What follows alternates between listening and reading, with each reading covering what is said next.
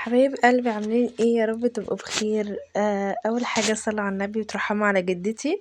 حطوا لايك للفيديو وتعالوا بقى نشوف فيديو النهارده اللي بقالنا اصلا كتير قوي، بتاع 15 يوم كده ولا حاجه ما بننزلش اي فيديوهات. فتعالوا نشوف الفيديو بتاع النهارده.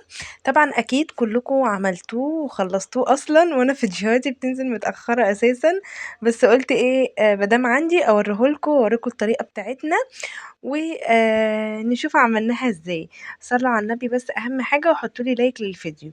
اول حاجه بقى كنا عندنا بقى كميه ليمون زي ما انتم شايفين كده، حوالي 9 او 10 كيلو من الليمون، اصفر على اخضر، ومسكناه في الحوض. طبعا كان نضيف وزي الفل، غسلناه غسله كويسه. وبعدين هتجيبي حله فيها ميه تحطي فيها الليمون بتاعك. حلو كده. اول حاجه هندي الليمون نص سلقة كده يعني على طول. مش ان احنا هنهريه او حاجة، لا، احنا اول ما نحط كمية الليمون بتاعتنا هنلاقي المية يا دوب بدأت ان هي نحطها اساسا والمية بتغلي، يعني فاهميني، بتكون سخنت. اللي يا دوب بصوا الليمون يغير بس لونه، هنجيب بقى الطبق بتاعنا. طبعا الطبق ده جبناه مخصوص للايه، للزيتون والليمون، عشان بسم الله ما شاء الله عليه كبير وحلو، يعني بياخد كمية بينفع بقى لليمون والزيتون والحاجات دي كلها، المعجنات بقى، كحك وبسكوت وكده والكلام ده كله. بينفع جدا يا جماعة. فالمهم جبناه يعني وحطينا فيه الليمون بعد ما ايه، بعد لما سلقناه. دي اول حاجة عملناها. تعالوا بقى هنا تاني حاجة معايا الزيتون. معايا زيتون عزيزي، جبناه السنة دي زيتون عزيزي مع زيتون الايه التفاحي. احنا بنجيب تفاحي وبنجيب كل سنه بنجيب التفاحي، بس المره دي جبنا اللي هو ايه العزيزي ده. بص اصلا وانا بعمله كان النور قطع، فقلت يلا اوريكم لون الخضار بتاعه المجرم ده. بجد تحفه. غسلناه بقى غسله محترمه محترمه محترمه يعني. وبعد كده هنروح بقى نقعد. معايا فلفل هنا احمر زي ما انتم شايفين، الشطه ده سبايسي جدا. معايا جزر انا بشراه، ومعايا فلفل اخضر حامي، ومعايا الليمون، ومعايا كل حاجتي جنبي. وهنحط حاجة حاجة مع بعض. وقولوا لي الطريقة بتاعتنا كده عجبتكم، قولوا لي يعني في الكومنتات عجبتكم او عاملين زيها او عاملين باختلاف في حاجة كده، بس كملوا معايا الفيديو. اول حاجة حطينا ليمون، وبعدين حطيت الزيتون، دول حوالي 7 كيلو ليمون. تمام كده. طبعا احنا هنعمل كمية من المخللات لان ماما بتعملها من السنة للسنة. وطبعا دي اول حاجة. وتاني حاجة بتدي بقى حبايبها بقى مش عارف مين ومين والكلام ده كله، فهي عادة بتعملها، ربنا يا رب ما يقطعها عليها أبدا أبدا. فهي ماما لازم تعمل كده كل سنة، بتدي ناس معينة بقى من العيلة والكلام ده كله الزيتون والليمون اللي هي بتعمله. فالمهم حطينا 7 كيلو من الليمون، والفلفل حوالي الفلفل الأخضر ده، الأحمر ده أنا دلوقتي هضربه في الكبة. والجزر أنا بشراه عشان ما يكونش صغير كده في المخللات، أنا بحب بيكون مبشور كده بيبقى تحفة. والفلفل حطيت حوالي 3 كيلو او 4 كيلو من الفلفل الاخضر. والزيتون كان معايا 8 كيلو زيتون تفاحي، قصدي عزيزي، 8 7 8 كده، فاهمني.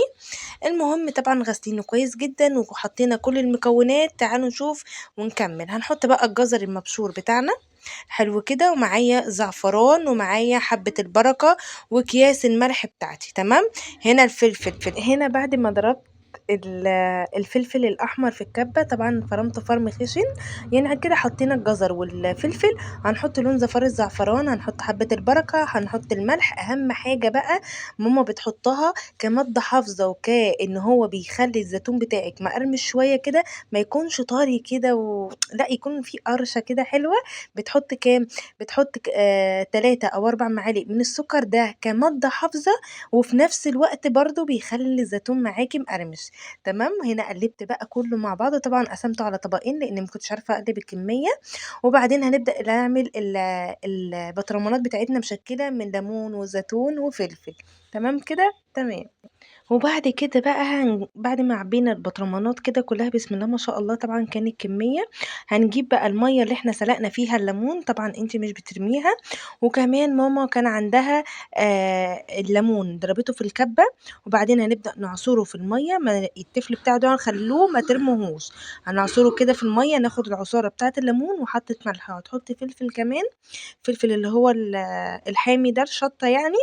هتبدأ تحط في المية، وهتحط كمان كوبايتين من الخل لان احنا طبعا عاملين كمية. وكمان ازازة الخل دي مش مركزة قوي يعني، فعشان كده ماما حطت كوبايتين. حلو كده. وكمان هتحط معلقة برضو سكر تاني. حلو كده، وهنحط الزيت بتاعنا أهو. بُصّي السكر ماما حطِّت معلقة، معلقتين طبعًا على حسب الكمية اللي أنتِ بتعمليها. دوّبي بقى الكلام الجميل ده كده كلّه مع بعضه، وبعدين حطّي في البطرمانات بتاعتِك شوية زيت، وهتحطّي كمان الليمون المجروش ده، أو لو أنتِ بتعصري الليمون بإيدِك هتحطّيه برضه على وش البطرمان. ليه؟ دي برضه مادة حافظة. أي حاجة، أي محتاجة بتكون جاية في الطبقة اللي عندِك فوق الوش دي، بتشيليها بكل سهولة خالص. بالتالي بتحافظي كده على بقية البطرمان، اللي هو بقية الليمون والزيتون والكلام ده كله، أنتِ بتحافظي برضه عليه. تمام، تمام. أهو بُصّي البطرمانات تحفة، وأهم حاجة الزيت بتاعِك بس يكون زيت كده إيه، نضيف، ومش يعني ريحته يعني مش حلوة أو حاجة كده يعني. المهم خلّيكم معايا كده للآخر. طبعًا البطرمان الكبير ده زيتون تاني خالص، هنشوفه في فيديو تاني خالص برضه مع بعضه. فيا رب يكون الفيديو عجبكم والطريقة عجبتكم، قولوا لي بقى رأيكم في الكومنتات، واستنوا بقى الطريقة التانية للزيتون التفاحي. وتنسوش اللايك، وباي باي.